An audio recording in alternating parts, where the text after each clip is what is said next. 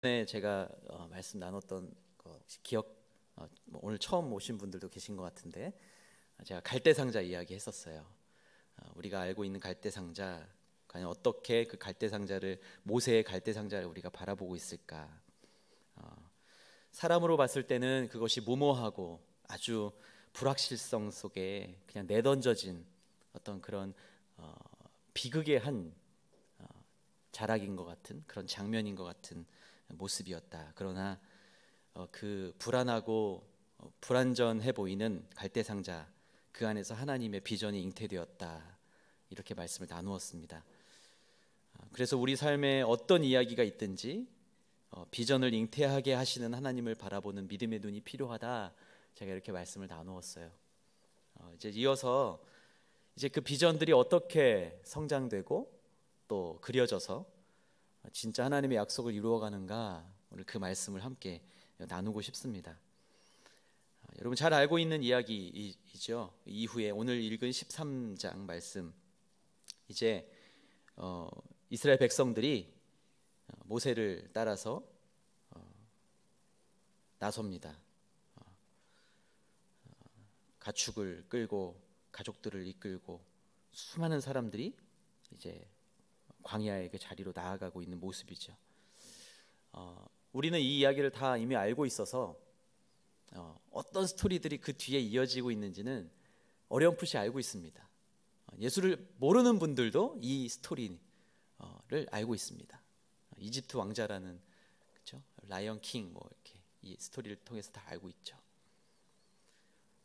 근데 이제 잠시 그 애굽의 압제에서 벗어난 이스라엘 백성의 마음으로 잠시 돌아가 보면, 이제 애굽의 압제에서 벗어난 이스라엘 백성들이 자유의 몸이 됐습니다. 얼마나 행복할까요? 그렇죠? 마치 우리나라가 8월 15일 광복을 맞이했을 때 그때의 기쁨, 아마 그 이상이었을지도 모르겠습니다. 이제 장밋빛 청사진을 그리면서 이 여정을 시작하게 되었을 것입니다. 이전과는 전혀 다른 삶이 이제 펼쳐질 것 같습니다. 그러나 이와 동시에 때로는 그 모세의 갈대상자와 같은 여전히 불안하고 불확실성 있고 불완전한 그 상황으로 또다시 들어가고 있다라는 것입니다. 출발하자마자 어려움을 만나죠. 벌써 불평이 시작됩니다. 그냥 진짜 지금 출발한 지 얼마 안 됐으니까 그냥 돌아가는 게 낫지 않을까? 이렇게 말하는 사람들도 분명히 이제 많았을 겁니다. 구원을 얻었어요. 이제 자유의 몸이 되었습니다. 그런데 우리 인간의 마음속에 구원받은 백성임에도 불구하고 내 앞에 펼쳐지는 불확실성 속에, 그리고 불편함 속에 하나님을 오해하기 시작한다라는 거예요. 너무도 빨리. 여러분 다 구원 받으셨습니까? 아멘? 뭐 강요하는 건 아닙니다. 오늘 말씀 듣고 구원에 이르기 위해 이 자리에 오신 분들도 축복하고요. 그러나 우리가 예수 믿으면, 예수님을 믿기만 하면 구원을 얻습니다. 아멘?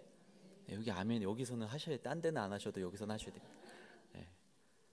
다른 데 가서 뭐 이렇게 재밌는 성경 공부 있다고 다른 데 가시면 안 되고, 우리가 예수님을 믿기만, 그 예수님을 우리가 마음으로 영접하기만 하면 우리 구원을 얻습니다. 아멘? 아멘. 그러나 구원받은 백성으로서 나의 삶을 한번 말씀에 비춰 보시기를 바랍니다. 이제 구원받은 성도로서 전혀 이전과는 전혀 다른 삶을 살기로 결정하고 또 그렇게 됐습니다. 그러나 우리의 마음은, 우리의 삶은, 우리의 삶의 여정은 여전히 불확실하고 여전히 광야와 같은 시간들을 지나가고 있다라는 거예요. 여기에 하나님의 큰 뜻이 숨어 있다라는 거예요. 구원은 그리스도인으로서 인생의 첫 걸음입니다. 그래서 그것을 은혜와 섭리라고 우리가 고백을 하죠. 하나님의 전적인 은혜다, 하나님의 섭리다, 이렇게 고백을 합니다. 과연 오늘 말씀에서 어떻게, 그러면 우리 그리스도인들의 여정 속에서 창조주 그 하나님의 사랑이 드러나고 있는가를 우리가 함께 살펴보기를 원합니다. 오늘 말씀을 통해서 나의 삶은, 내가 구원받은 백성으로서 나의 삶은 하나님의 그 사랑이 내 삶에 어떻게 지금 비추어지고 있는가 고백하고 함께 묵상하는 시간 되기를 축복합니다. 첫 번째, 17절 말씀을 함께 읽겠습니다. 17절 말씀 자막을 통해서 시작. 결국 바로는 그 백성들을 보내줄 수밖에 없었습니다. 그때 하나님께서는 블레셋 사람의 땅으로 지나가는 길이 가까움에도 불구하고 그 길로 인도하지 않으셨습니다. 이는 하나님께서 그들이 전쟁을 당하면 마음이 바뀌어 이집트로 돌아갈지 모른다라고 염려하셨기 때문입니다. 아멘.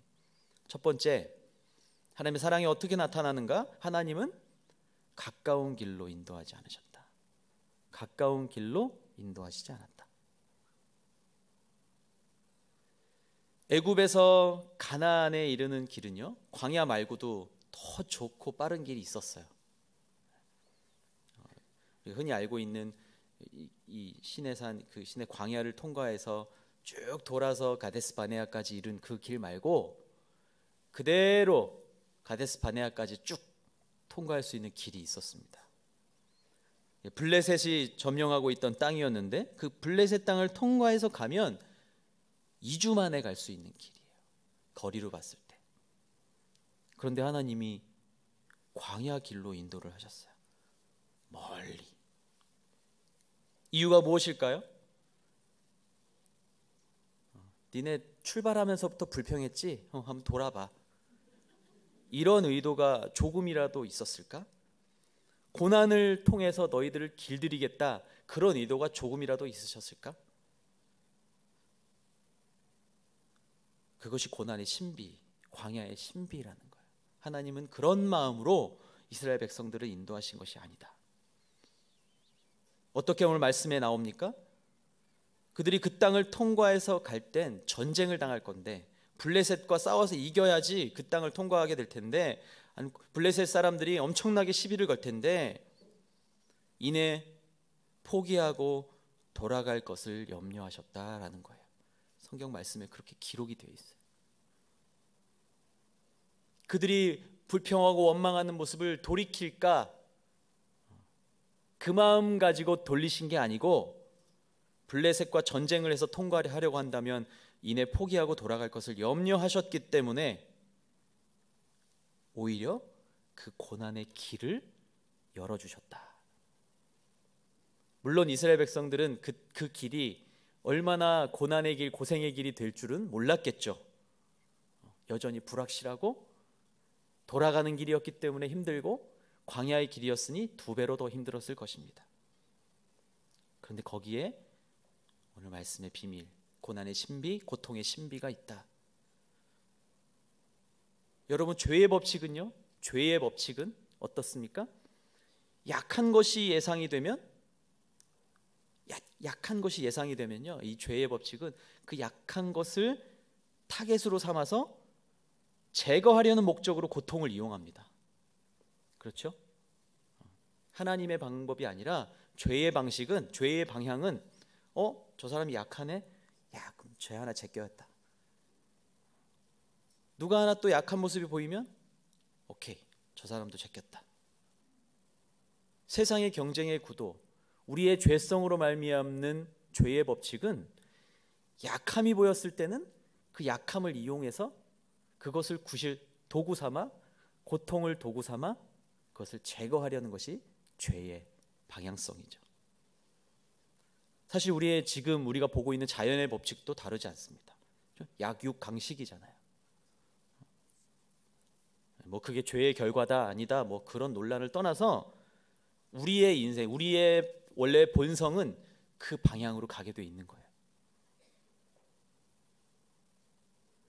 그러나 우리를 창조하신 진짜 하나님의 사랑의 원래의 모습은 어떠한 모습입니까?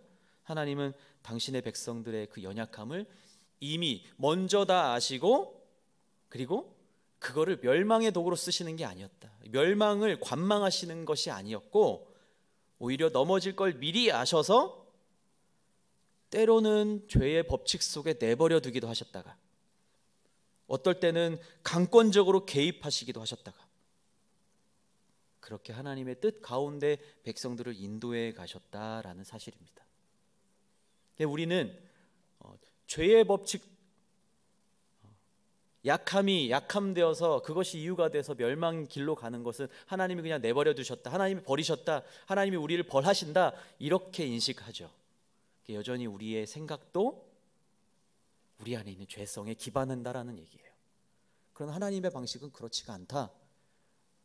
하나님은 우리를 멸망으로 이끌기 위한 것이 아니라 고통의 방식도, 고통의 길도, 고난의 방법도 우리를 사랑하는 그 사랑에 기반되어 있는, 우리의 멸망이 목적이 아니라 약속의 그 땅으로 안전하게, 그리고 모두가 다 그 땅에 갈 수 있는 그런 방법을, 자신의 마음도 아프시지만 그 일을 선택하시는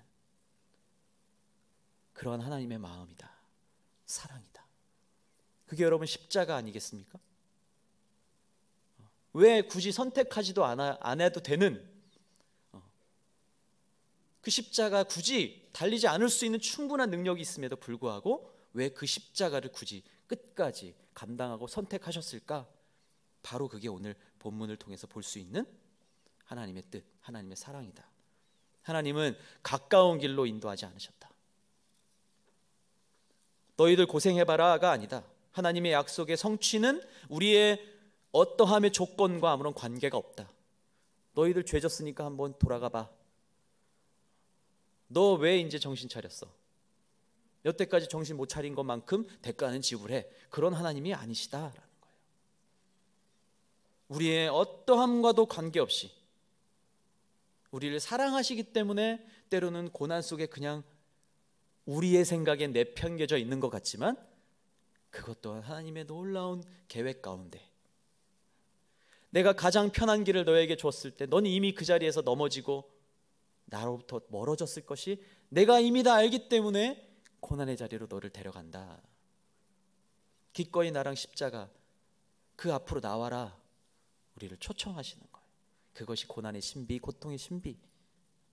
우리가 이 말씀을 통해서 이런 말씀들을 많이 듣지만 여전히 우리의 생각은, 그래서 여러분 말씀을 끊임없이 먹고 묵상하고 기도의 자리로 나아가야 된다는 거예요. 제가 오늘 이 말씀 어려운 말씀 아니죠? 그러나 우리 현실 속에서 우리가 날마다 넘어지고 힘겨워하는 이유는 우리는 그런 죄된 본성으로 계속 하나님을 해석하려고 하고 하나님의 뜻을 구하기 이전에 하나님 왜 나를 이렇게 자꾸 먼 길로 돌리십니까? 이렇게 원망하고 불평하기 때문에 하나님 얼마나 안타까워하실까? 내가 지금 너에게 보내는 그 길이 너에게 고난인 것처럼 보이지만 내가 너를 제일 잘 알기 때문에 그 길로 보내는 거야, 이렇게 말씀하고 있다는 사실입니다. 여러분 세상에서 여러분 오늘도 뭐 운전을 하고 오신 분도 혹시 있으시다면 내비게이션 요즘에 차에 다 있잖아요. 핸드폰에도 내비게이션 있어요. 이 세상에서 우리가 쓰고 있는 내비게이션은요, 어떤 길로 인도합니까?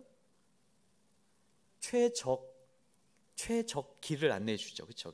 여기 뭐 최적 길, 뭐 최단길, 그렇죠? 아니면 뭐 무료길, 뭐 이렇게 안내해 주잖아요. 그렇죠? 조건이 있어요. 가장 가깝거나 아니면 가장 효율적인 길로 안내하는 거예요. 아니면 돈이 제일 조금 드는 길로 안내하는 거예요. 막 계산하겠죠? 이 세 가지 길을. 그래서 우리가 사실은 눈 감고도 갈 수 있는 잘 아는 길도 어떨 때는 그래, 내비게이션을 믿고 가보자. 가요? 가다가 불안하다. 내가 오늘 그냥 내비 끄고 갈 걸. 그냥. 야, 내비 따라가는데 이거 막히네? 불평이 나와요? 짜증이 나옵니다. 이건 인간의 죄성이에요. 죄성이에요. 오늘따라 내비 따라왔더니 하필 앞에서 공사야. 교회 다 와서 시간은 다 됐어요. 새벽 예배야. 늦으면 안 돼. 늦으면 하나님이 무서운 것보다 와서 기도하고 계실 성도님들이 더 걱정이 돼. 인간의 마음이에요. 어쩔 수 없는 인간의 마음이에요. 성도님들도 그렇게 안 보실 텐데 그냥 그 마음에 우리 안에 있는 어떤 그게 발전되면 죄책감으로 가는 거죠. 이 세상의 논리에 따르면 하나님이 인도하시는 방식은 종종 비효율적인 거예요. 그렇죠? 물론 성령님은요 아주 다양한 방식으로 인도하십니다. 우리의 오감을 통해서, 또 우리의 지, 정, 의를 통해서, 또 때로는 우리 공동체를 통해서, 때로는 계시와 환상 가운데 우리에게 말씀하십니다. 다 각자에게 필요한 대로 하나님께서 말씀하고 계세요. 듣고 계세요? 하나님이 어떻게 말씀하시는지. 자녀의 입술을 통해서 말씀하실 수도 있습니다. 떨어지는 낙엽을 보면서도 하나님 말씀하실 수도 있어요. 졸졸졸 시냇물 소리를 들으면서도 하나님 말씀하실 수 있습니다. 중요한 것은요, 그것이 우리의 이성이 판단하는 어떤 효율과 비효율이 아니라 하나님의 인도하심을 받는 길이면, 하나님의 뜻이 여기 있구나 라고 우리가 받는다면, 더디고 느릴지라도 그 길이 제일 좋은 길임을 믿어야 된다라는 겁니다. 여러분 오늘 지금 걸어가고 있는 길은, 여러분이 기도하고 있는 기도의 제목과 반대 방향으로 혹시 가고 있는 분 계신가요? 내가 10년을 기도했는데, 내가 이거 가지고 10년을 기도했는데 전혀 응답될 분위기도 안 된다. 응답의 이응자도 없다. 그럼 여러분 하나님의 진짜 뜻이 어디 있는지 심각하게 그 기도 제목을 잠시 내려놓고, 그 내 생각을 하나님 생각에 맞추려고 하는 거고, 그렇죠? 빨리 깨달으셔야 되는 거예요. 저도 그랬었어요. 저도 하나님 이 길이 맞습니까? 아니면 저 길이 맞습니까? 왜 네가 저 길, 이 길 네가 얘기하고 있냐? 하나님 이렇게 말씀하셨어요. 기도해봐라. 네 생각 말고 지금 네가 고민하고 계획하는 다음 스텝, 그 네가 생각하는 거 말고 내 뜻을 한번 진짜 구해보지 않겠니?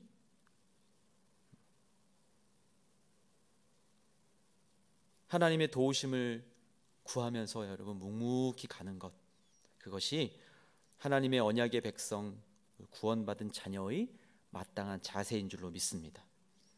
마태복음 7장 11절에 이렇게 기록되어 있어요. 예수님의 말씀입니다. 너희가 악한 자라도 좋은 것으로 자식에게 줄 줄 알거든 하물며 하늘에 계신 너희 아버지께서 구하는 자에게 좋은 것으로 주시지 않겠느냐. 예수님께서 이렇게 말씀하셨습니다. 여러분 좋은 것 받고 계세요? 아멘? 고민하고 계신 분 계시죠? 분명히 나한테는 지금 뭐가 좋은 게 지금 주고 계시지? 여러분 그렇게 고민할 수 있는 것이 지금 하나님께서 좋은 것으로 주고 계신다는 것.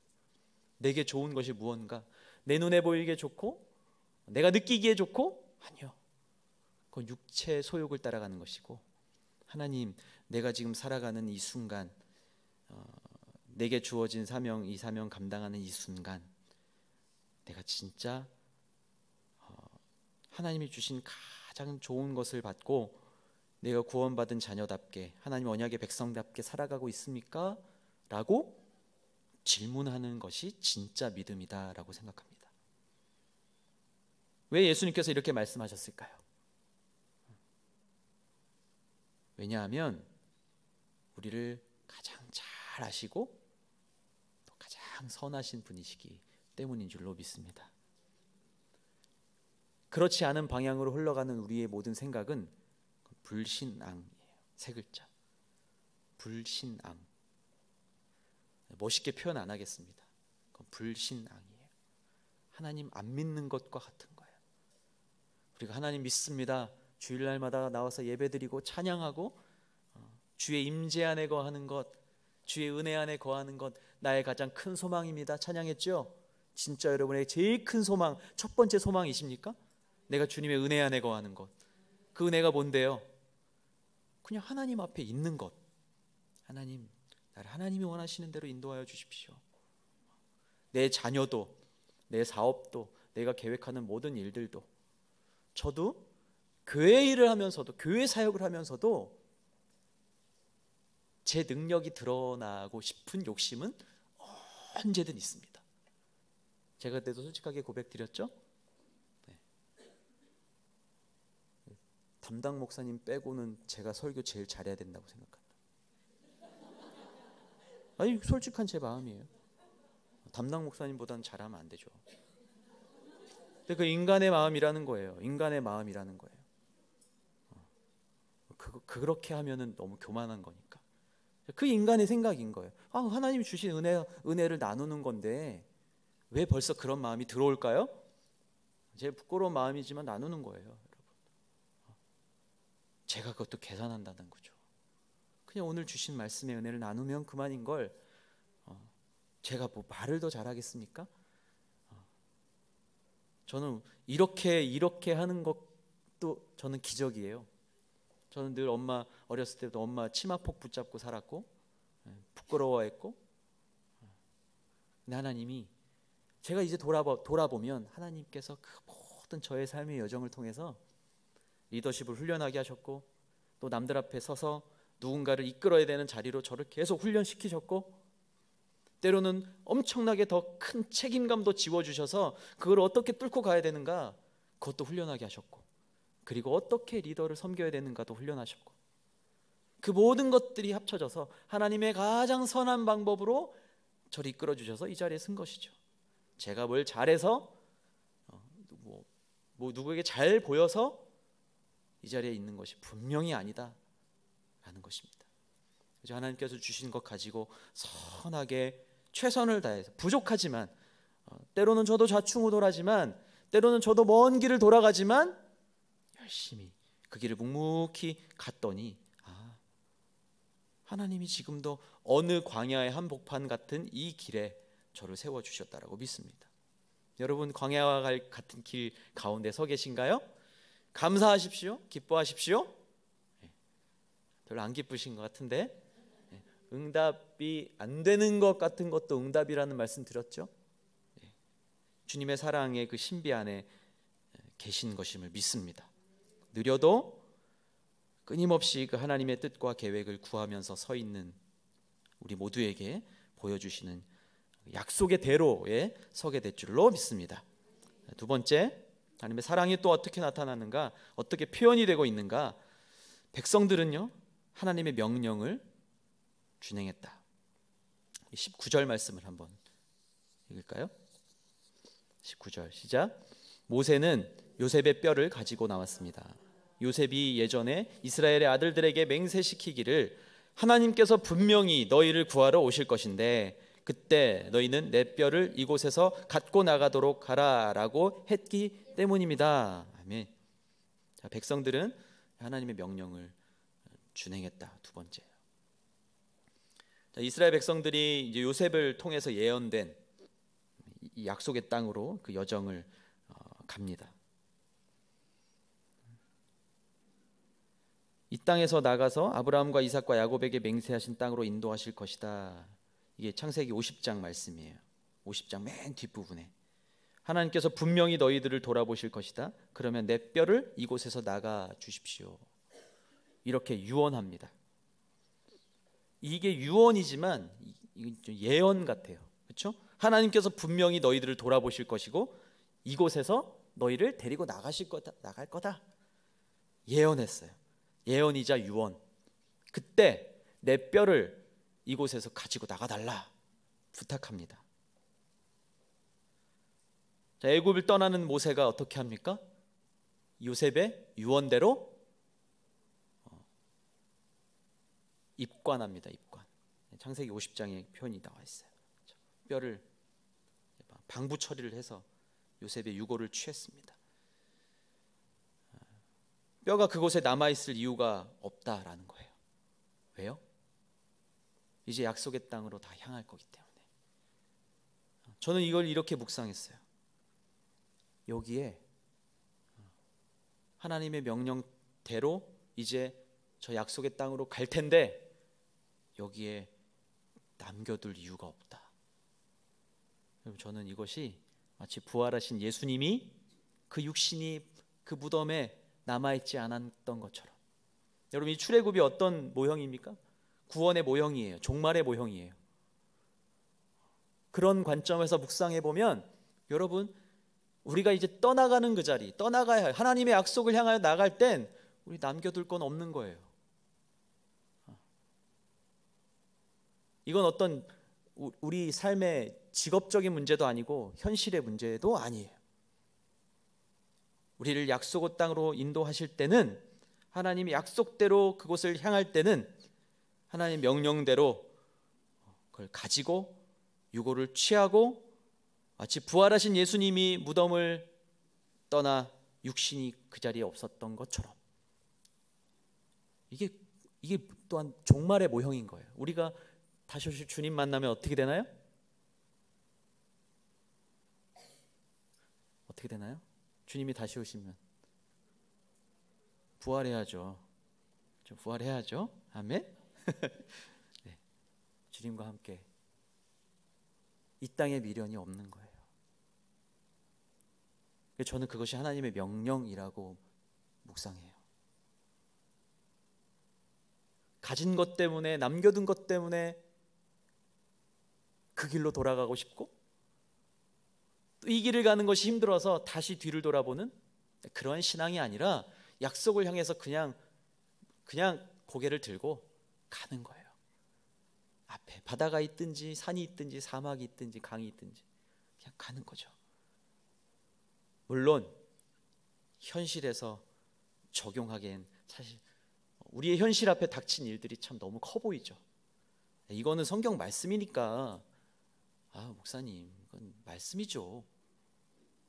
우리 아이들이랑 말씀 나눌 때도 이렇게 얘기하는 친구도 있어요. 그거는 성경 이야기 아닌가요? 오늘도 그 이야기는 계속됩니다. 우리를 통해서, 이때 이스라엘 백성을 통해서 하나님께서 이렇게 보여주신, 하나님이 이제도 계셨고 지금은 안 계신가요? 지금도 우리와 함께 계시잖아요. 그걸 믿는다면 우리도 이렇게 우리의 유언대로 유고를 취해서 이따 그 땅을 향해서 출발하는 것처럼 부활하신 예수님 바라보며 다시 오실 주님을 기대하면서 가는 그런 인생 되기를 축복합니다. 하나님의 구원은 완전한 것이죠. 단번에, 저희가 지금 히브리서 말씀 묵상하고 있잖아요. 단번에 제물로 드리셔서 이미 끝내셨어요. 그렇죠? 상황에 따라서 변하는 약속이 아닙니다. 자녀들이 불평한다고 타협하는 건 아닙니다. 10% 계약금 냈다가 중도금 1차 중도금 2차 중도금 내고 뭐 남아있는 거 또 얼마 남아있고 그런 게 아니라요, 끝난 거예요. 애매하고 구차한 변명도 없습니다. 그래서 복음이에요. 그래서 우리가 믿을 수 있는 복음인 거예요. 그게 없으면, 이미 뭐가 남아있고 껄쩍지근하면, 전문용어로 껄쩍지근하면 그거는 구원이 아니죠. 뭔가가 완성되지 않았는데 어떻게 우리가 무엇을 믿겠어요? 어떻게 우리의 이 구원이, 우리가 받은 이 구원이 설명되겠습니까? 하나님의 약속의 말씀, 그 약속의 말씀을 믿고 따를 때 구원의 문이 열리고 약속의 땅을 향한 진짜 여정이 시작되는 줄로 믿습니다. 여러분, 멈춰서서 너무 오래 고민하지 마십시오. 하나님의 음성 들었다면, 내 마음속에 성령께서 감동 주셨다면 숲곳을 떠나서 광야로 향하기를 축복합니다. 머무는 동안 우리는 죄만 더 짓게 될 뿐이에요. 머물지 않고 명령을 따라서 그대로 그걸 들고 주님 앞으로 약속의 땅으로 향하는 우리 모두가 되기를 축복합니다.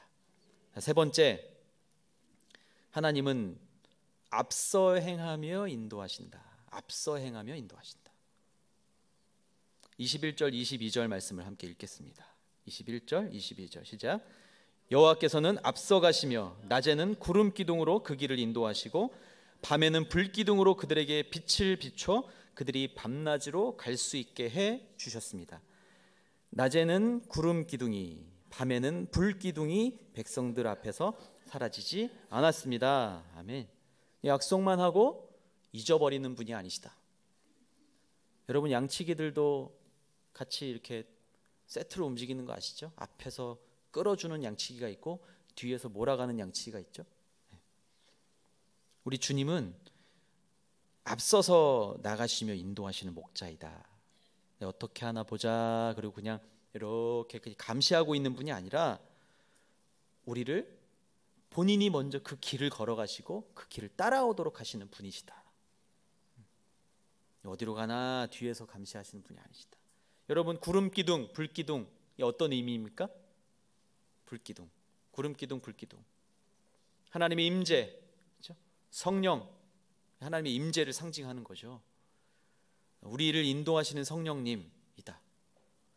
이 불기둥과 구름기둥이 내도록 사라지지 않았다. 늘 함께 하셨다라는 의미죠.